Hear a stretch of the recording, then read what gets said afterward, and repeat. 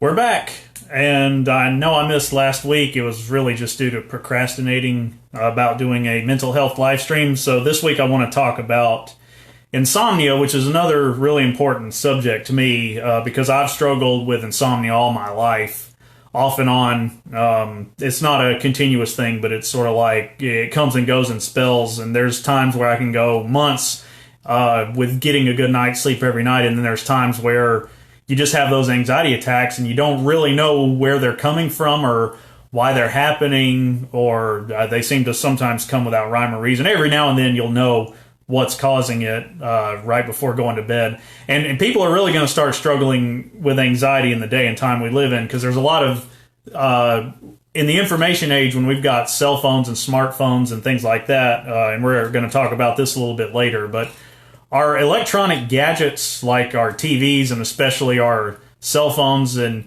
those things with a glowing screen, I mean, when you're looking at that, staring into that right before bedtime, it does actually stimulate things in your brain that makes you more awake, and so people will have a harder time getting to sleep because of that. But obviously, the main cause of insomnia is anxiety.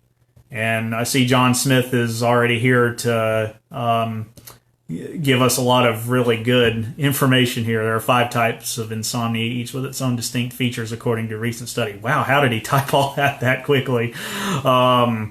So, yeah, I appreciate the info, John. John is probably one of the smartest friends I'm following on both Twitter and Facebook.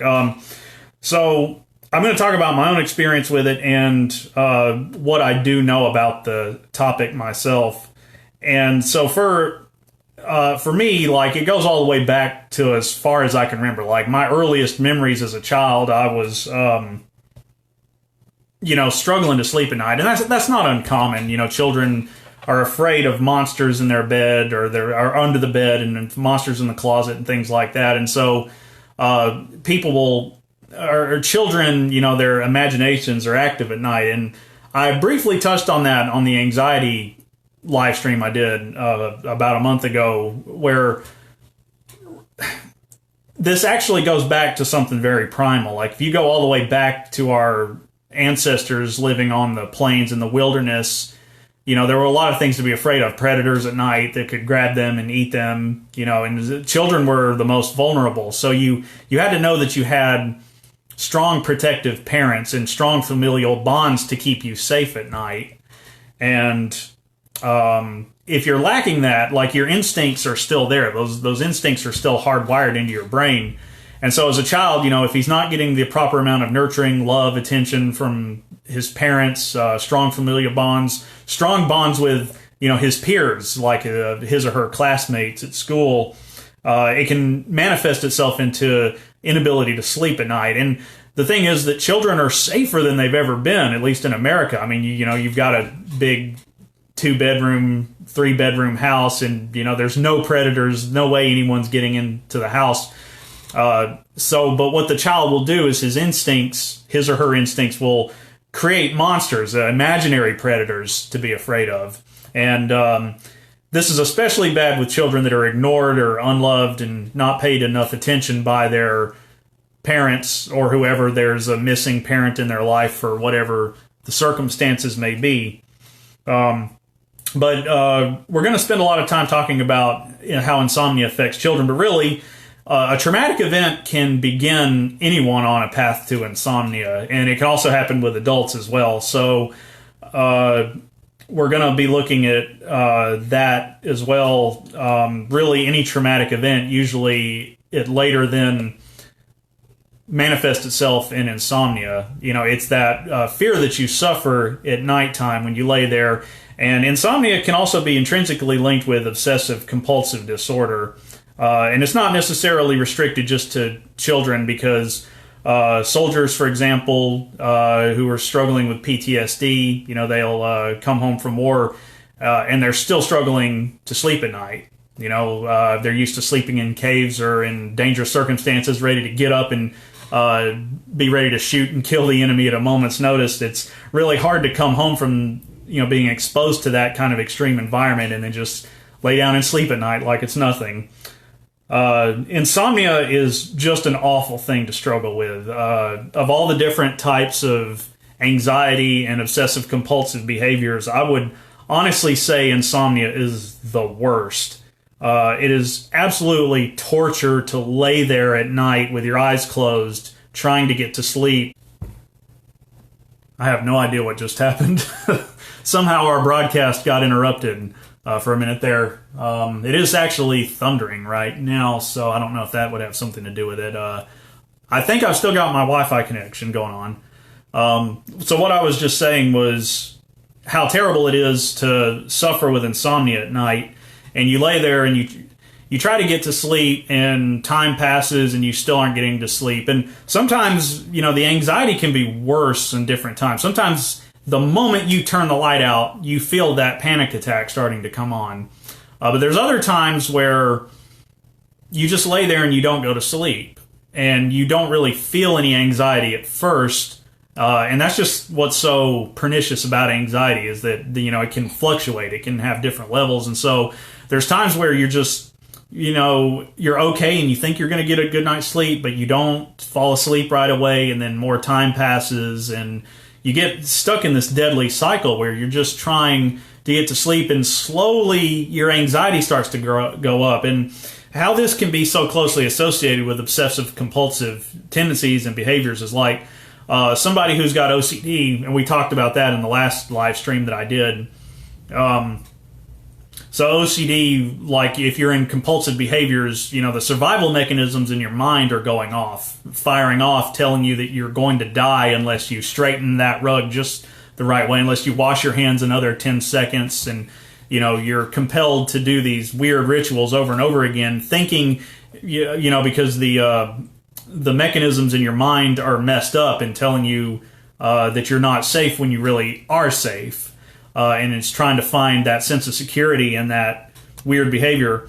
And so people with OCD can definitely struggle with insomnia, because as you're laying there, you're obsessing over whether you're not going to get a good enough amount of sleep. And so, like, when you go out and there are so many articles that bombard you, and so many news reports on TV that are constantly hammering us over the head with these stories of you must get 8 to 9 hours of sleep every night, or studies have shown that if you don't get that 9 hours of sleep, heart disease, and they sort of sensationalize it and they scare you to death. And so if you've got OCD, that's the worst thing you can hear, because you'll lay there with that anxiety at night, and you'll think, if I don't get 9 hours of sleep, I'm going to die. I'm going to have a heart attack tomorrow if I don't get the right amount of sleep. And you'll lay there, and that obsession will, and so it's like you're trying hard to get to sleep. But the thing about sleep is you got to relax first. You can't go to sleep unless you're relaxed, and you're laying there thinking over and over and having these obsessive compulsive thoughts telling you, I've got to get to sleep or I'm going to die. I've got to get to sleep. And that just makes your anxiety go up, which makes it even harder to fall asleep. And you get stuck in that deadly cycle.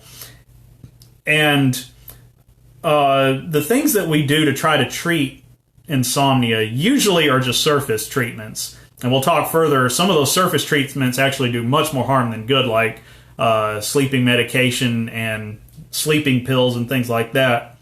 And a lot of overdoses, a lot of death in the world is, a lot of deaths from overdoses on prescription medication is on sleeping pills. And so we're going to talk about that a little bit as well. But really, the thing about insomnia is that you got to get to the root cause of it. And usually it's not something that's obvious at the moment. So, like, there could be this traumatic memory from your childhood or from years ago that you're not even actually thinking about. Just like other forms of anxiety, you're not thinking about this traumatic event, but it's in your subconscious lurking all the time like a monster ready to get you. And, even if you're not aware of it, it could still be the thing that's causing you to have these compulsive behaviors or to struggle with not being able to get to sleep at night. And it's so bad, just like when I did the obsessive compulsive disorder live stream, it's so bad that it can actually cause you to hallucinate. So your mind can actually convince you something is happening that isn't happening. And I shared the story of someone who told me that she would lay awake at night, and she was convinced, because her anxiety, her OCD behavior was about locking her doors at night, and the absolute terror that a criminal or a thief would break into the house at night. And she would go around in this ritual over and over and over again, checking every single door in the house. And when she got to the last door, that little bit of doubt would make her go back to the first door, and she'd repeat the cycle. And when she would try to stop and actually come to bed, she could actually hear in her mind the door opening. Like there's a thief actually breaking in. There's somebody jiggling with a lock. I heard it. And it's the obsessive compulsive behavior is tricking her mind into thinking that it's really happening. And so if your insomnia is like that, it's very similar to OCD and anxiety. They're almost like the same entity. The two are one and the same. And I can share my own experiences with that from years of struggling with this. So, and I'll go back into my own childhood. So, and these are just weird stories to tell, but as a child, I can remember like laying there at night, and I remember one Halloween, my mom had decorated my room with these Halloween decorations. They weren't scary; they were just little cartoon ghosts, for kids or whatever. And I remember there was this one that had a skeleton on it, holding up a pumpkin with a pumpkin patch and leaves behind it, and it wasn't a scary image. It was a cartoony image, like a poster, and it was hanging up over my bedroom. And I guess I was about probably 6 or 7 years old, and I remember having trouble sleeping that night and having that severe anxiety attack and laying there and looking up, and I could actually see that image moving. I could see that skeleton getting scarier looking in the darkness and actually starting to move, and it scared me to death.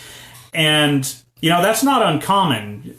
When your anxiety gets that bad, your mind will trick you, and you'll start having those hallucinations and actually convince you something's happening that isn't happening. And the reason insomnia is so bad about that is because you're actually laying there in the dark. And, if you go back to our primal ancestors living in the wilderness, they had to be extra alert at night, because there could be a predator lurking just outside of the tribe. If you hear a branch snap and you're overly sensitive to that, that gives you a chance to get up and start running.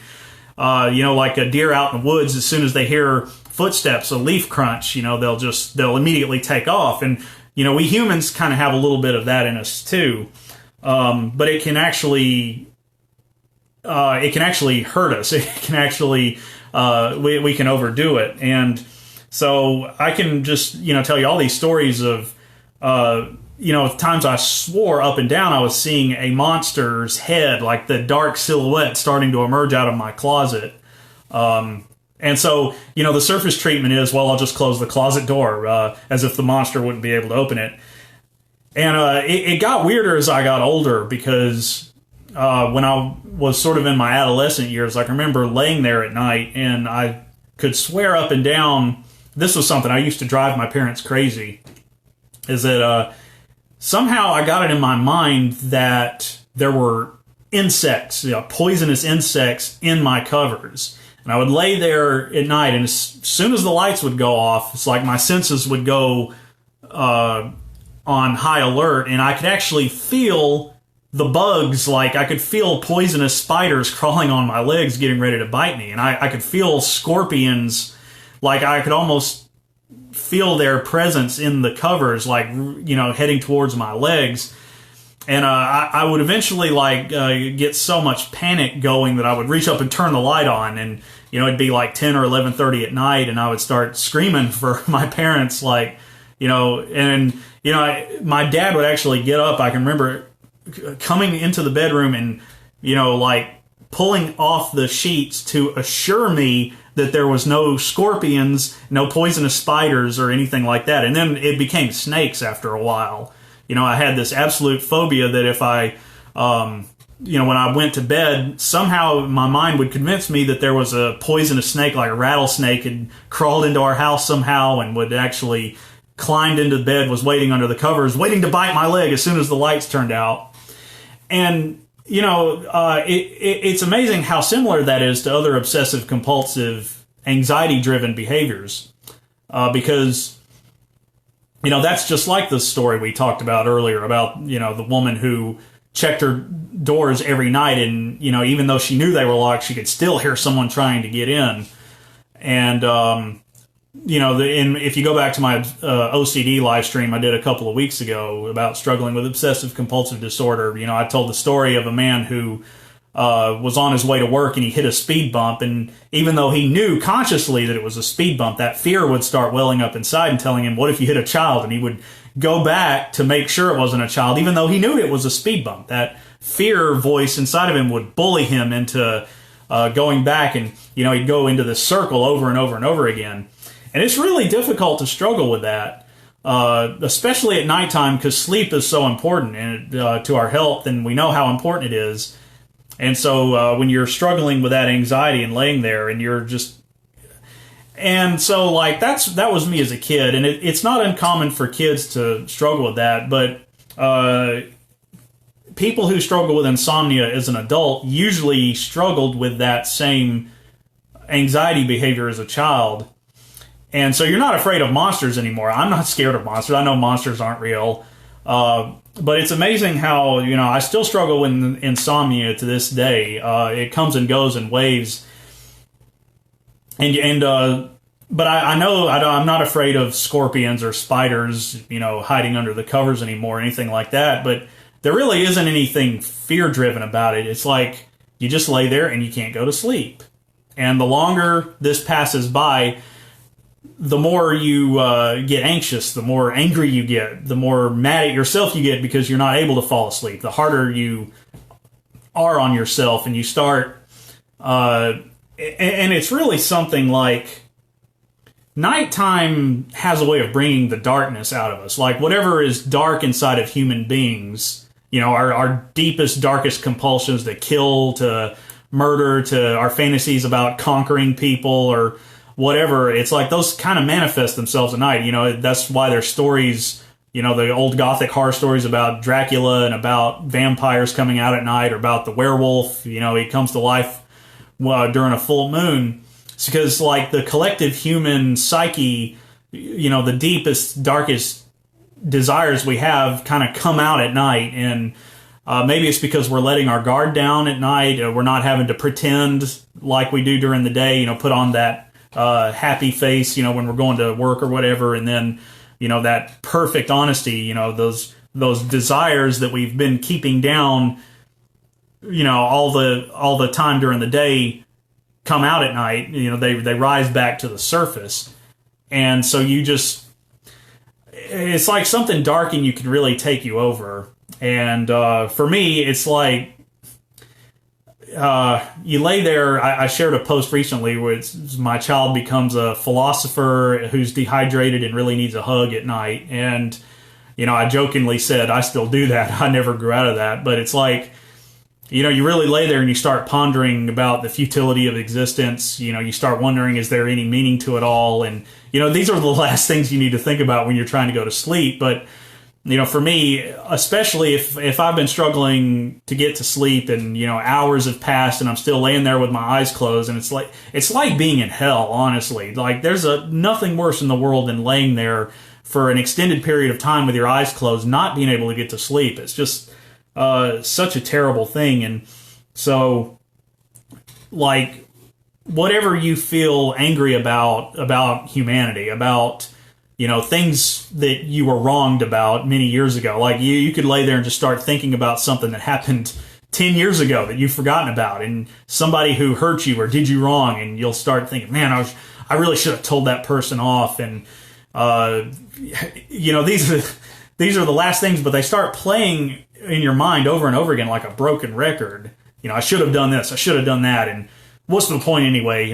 Humanity is pointless, and we're just on a small tiny speck floating in space, and the universe is so big, and why does it all matter anyway? And there is nothing but death and destruction and darkness, and humans aren't even worth it. And you don't really feel that way. But then sometimes you do, or sometimes, I guess, just something deep inside of your mind, like your mind is reaching into the darkest depths. And, we need to get that sort of thing in check. Like, we need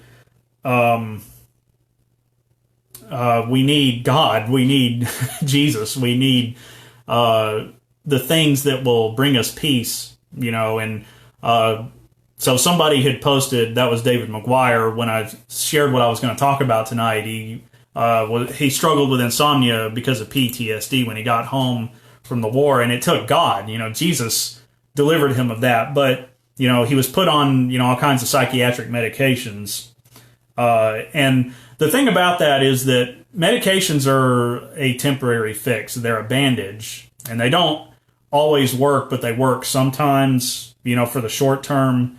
But there's a really dangerous, slippery slope that comes to really a lot of the prescription drugs we're on. So a lot of the anxiety medications and antidepressants, we're living in an antidepressant, anxiety, feel-good pills, hydrocodone, Oxycontin, all those. They give you a rush of dopamine, but that's always a temporary fix. So it may make you feel good for a little while, but when the fix ends and you go into withdrawal, you feel worse than you did before. So you have to keep going back to the medication, to the drugs or whatever that may be. And so medications, when it comes to sleeping pills, have been an absolute catastrophe. And there are so many people that die from sleeping pill overdoses. And I can say that I've been there. I've never overdosed on sleeping medication, but I've come very close to that. And I've been in the place where you can very easily do that. And I know how it feels when you're really struggling in those dark moments.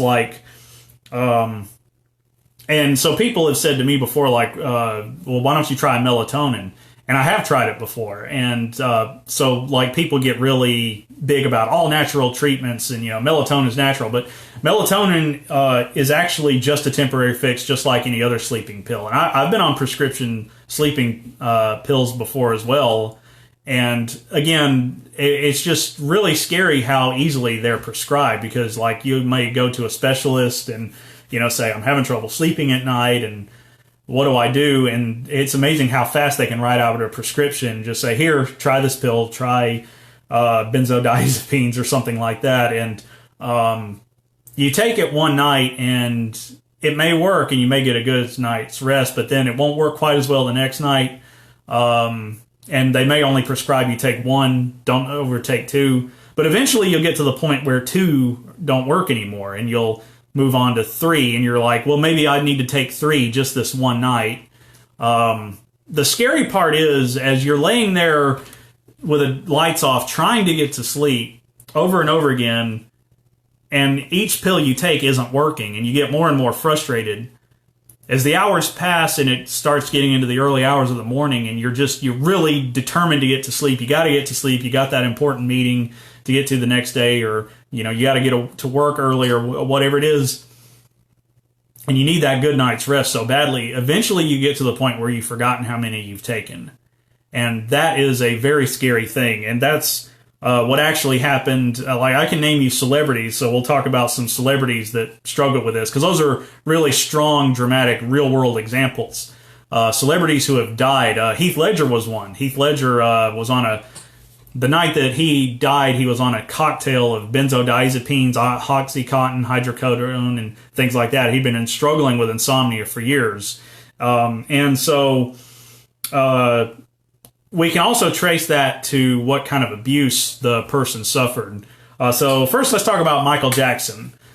So Michael Jackson, before the Jackson 5 existed, when he was a small boy growing up in Gary, Indiana, they lived the Jackson family lived in a very small house, and there was way too many of them. There was he had 7 or 8 brothers or something like that, and at least 2 sisters. I'm probably not getting that number right, but you've got a really tiny house and a lot of people packed into that house. And their father, Papa Joe Jackson, was extraordinarily abusive. I mean, he worked all day in the steel factory, and when he came home, he was physically abusive towards the children.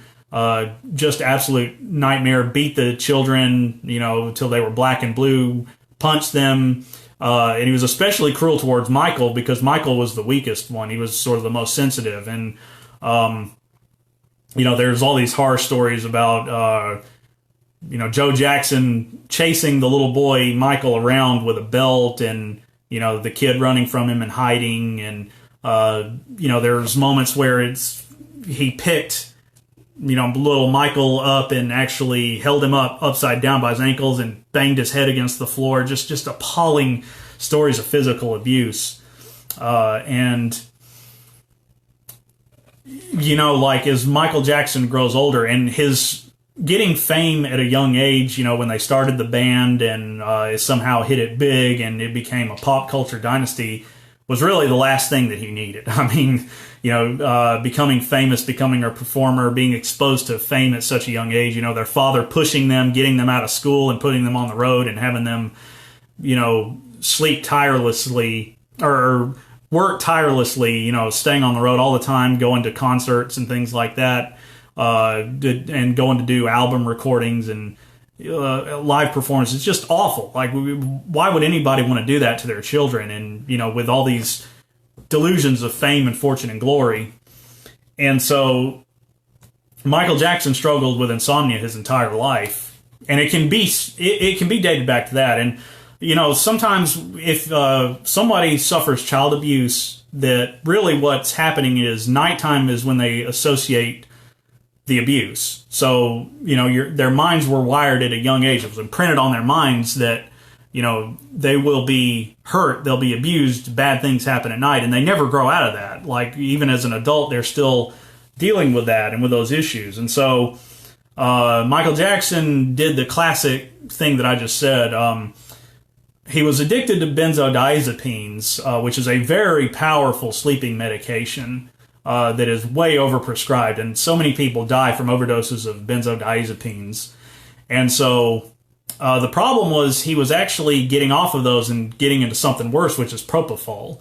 And propofol is a powerful intravenously IV injected. It's an IV drug, and it's what they use like hospitals when you're undergoing surgery. And he was first exposed to it, I think, when he was having one of his nose jobs done, I believe. And he's like, I like this stuff. I need more of this. And so being powerful and famous, having all those connections, getting something illegal that none of us lower people could ever get their hands on. Michael Jackson had a personal doctor that was able to deliver him propofol and have it intravenously injected into his veins. And the doctor knew how dangerous it was and was trying to slowly wean him off of it and replace it with benzodiazepines, which are really terrible. And if you're addicted to that, that's one of the most powerful sleeping pills and anti-anxiety medications they can give you. And yet, he was on propofol, which is even worse. So Michael Jackson actually died of a mixture of propofol and benzodiazepines that had been intravenously injected into him. And it's almost unimaginable. Like, how could anybody have that much going through their... How did they even survive as long as they did, doing those kinds of drugs every night, trying to get to sleep? Another classic example is Marilyn Monroe, who was actually a foster child, and she grew up in the foster care system before she became famous. And unfortunately, in a lot of her foster families, she was sexually abused. And so she learned to associate nighttime with sexual abuse. And so, as a teenage girl, she'd be in a new foster home and she'd be trying to sleep at night. And then, the father or an older brother or whoever would come into her room and rape her. And so she, as an adult, that manifested itself in insomnia, the absolute fear. And that's how she got addicted to benzodiazepines as well. And so she also died of a terrible accidental overdose of benzodiazepines. And the sad part about Marilyn Monroe is that she was actually on two different medications. One of the side effects was short-term memory loss. And that probably is what caused her death, because she takes one medication that causes short-term memory loss. Then she starts taking her sleeping pills. And she ends up taking the whole bottle without realizing it, because she had forgotten from the short-term memory loss that she had already taken a pill. So she took the entire bottle of pills that night. And what the investigators found, she actually, when she was found dead the next morning, the phone was in her hand and she was laying face down in her bed. And so the operator had reported that she had received a phone call that night from that number, and it was a slurred phone call. So somewhere in her foggy induced state, Marilyn Monroe realized she had taken an entire bottle of sleeping pills, and in a last-ditch effort had actually tried to get help, and she reached out for the phone and called the operator, and wasn't able to even speak. She was on so much medication, and then she fell asleep and dropped the phone from all the medications in her system, and she died in her sleep because there was too many. They shut down her central nervous system. See, sleeping pills, what they do is they depress the central nervous system, but that's also the same part of your body that controls your breathing. And so when you've got that much medication in you, if it's too much, it not only depresses the central nervous system, but also can result in suffocating in your sleep. You just stop breathing and you die. And there's so many people who die from overdoses of sleeping medications because of that. So I've never been in a situation that extreme myself. I do not take sleeping pills of any kind. I have in the past. I've been on prescription sleeping medications. And basically because of stories like this that I just shared, I once at some point said, no more. I don't care. However bad it is not to be able to sleep at night, the thought of something like that happening to me is so much worse that I swore them off and said I'd never take one again. There was one night where I actually got into that state where I'd taken so many that I forgot how many I'd taken, and I still wasn't getting to sleep. And that was kind of my wake-up call, where I was like, I do not want to go down this path, so I'll just deal with the insomnia. I don't want to deal with this medication anymore.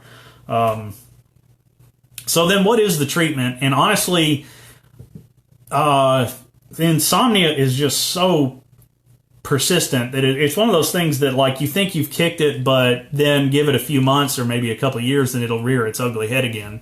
So I don't think there is a cure per se. There are a lot of things you can try, and I mentioned earlier prayer and God and needing God to deliver you, and that's absolutely true. There's a variety of different therapies that sleep experts do recommend, and I'll cover those quickly. For one thing, a deadly trap a lot of people get into is they get on a bad sleep cycle because of how our circadian rhythm works. And so you'll think in your mind it's a work night, I'm just going to go to bed at the same time every night, and then when the weekend gets here, it's party time to stay up. And that was one of the things, after my adolescent years were over and I wasn't afraid of monsters in the closet anymore, one of the traps that I got into that set me on the insomnia cycle was staying up late on the weekends. And, I'd be so excited when the school week was over with. And then on Fridays in high school, I can remember watching cartoons all night. And to me, that was like a party. That was like party down. I'm going to watch cartoons all night. And it progressively gets worse because then on Saturday, you stay up a little bit later. Next thing you know, you're staying up to the early hours of the morning. But you messed up your circadian rhythm. And then when Monday morning comes around and it's time to go to bed early, one of the worst nights for insomnia is actually Sunday nights, because you've been staying up too late Friday and Saturday, and now you've got your sleep rhythm mixed up, and so now you're trying to go to bed early on a Sunday night. It's not going to work out. Your brain can't do it. So you'll lay there and you'll try to get to sleep, and then you'll start getting angry and frustrated that you're not falling asleep because it's Monday morning and I've got to start all over again. And next thing you know, your anxiety's increasing, and then you're getting the worst night's sleep possible. And so stay in a good cycle. Don't stay up too late on the weekends. Going out and partying is a bad idea. Staying up that late. Stay on a steady sleep cycle. Don't stay up too much later, just because, you may be tempted to, because the week is over and the wild weekend is here. But if you keep your body on a consistent sleep cycle, that can do wonders for insomnia. There's actually a lot of experts that recommend bathing in the evenings instead of the morning, and that's one thing that I do and have done for a very long time. I prefer to take a shower in the evenings before bedtime, and there's actually physiological and anatomical reasons for that, and it involves the warm water coming into contact with your arms and legs, like, the appendages of your body actually draws more blood to those areas and actually draws blood away from your brain and from your heart and from the internal organs, which induces sleepiness and makes it easier to fall asleep. So a good sleep cycle, you could try bathing in the evenings as well. That's something physical you can do. There's also music. You can start listening to relaxing music or things like that. I mean, you can just go onto YouTube and just search for, sleep music, whatever, relaxing music, and you'll find there's just so many videos out there, and a lot of them are live streamed as well, and they start broadcasting every night, and so you can just lay there. And one thing that I also recommend, and this has worked well for me, is stay off your phone. I know I just said get on YouTube and look for something. Don't watch TV before bed, because like I said earlier at the beginning of the stream, that when you're staring at a screen and you're watching TV, you're watching characters, you're watching people talk, or you're on your phone is worse, because you're switching back from Facebook to Twitter to this social media to that social media, and you're getting that dopamine rush when you get a new comment or a new reply. The excitement goes up, and so get off your electronics, turn the TV off. That's what I do, the music. Scott Smith said, the music actually does help tremendously. So I would say get off Facebook, get off social media, turn the TV off, and spend at least 10 minutes maybe and just listening to relaxing music and just stare directly at the wall. Nothing with any stimulant. Turn the lights down as well. That helps out tremendously. So you could have just a dim lamp on and listen to that relaxing music and just like sit there and, try to keep your eyes open. Try not to go to sleep, and you'll start finding it's more difficult to stay awake. And so that can help you out tremendously as well. And so you're laying there and you're listening to the relaxing music, and you're Jonathan Pritchett is watching. Jonathan Pritchett, if you could have a word with Braxton Hunter, because I saw the YouTube video he did with Cameron Bertuzzi on Bertuzzi. Am I saying that right? Bertuzzi? I should know. He's a friend of mine on Facebook as well. About anxiety, Christians struggling with anxiety. So that's what my live streams have been about here recently. I've been doing live streams on anxiety for a couple of weeks now, and tonight we're talking about insomnia, and which is actually usually caused by anxiety as well. It's one of the symptoms of anxiety, a greater manifestation of it. So anyway, if y'all can redirect some people to these live streams, they might find a lot of good information about a relevant subject. So anyway, let me get back on topic. So stay off your electronics and just listen to music, relaxing music. Try to stay awake for about 10 minutes, just staring at the wall. And it's like your brain will really start to get into that, or watch a boring political talk.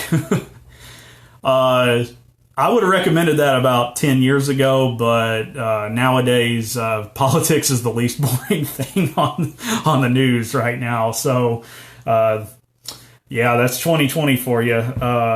It's also very important to say don't try to go to sleep, because if you try to go to sleep, you're putting effort and you're putting energy into it, and that's just going to bring your heart rate up and make it more difficult to go to sleep. So one thing I have to train my mind to do is when I'm laying there trying to go to sleep is don't think about sleep.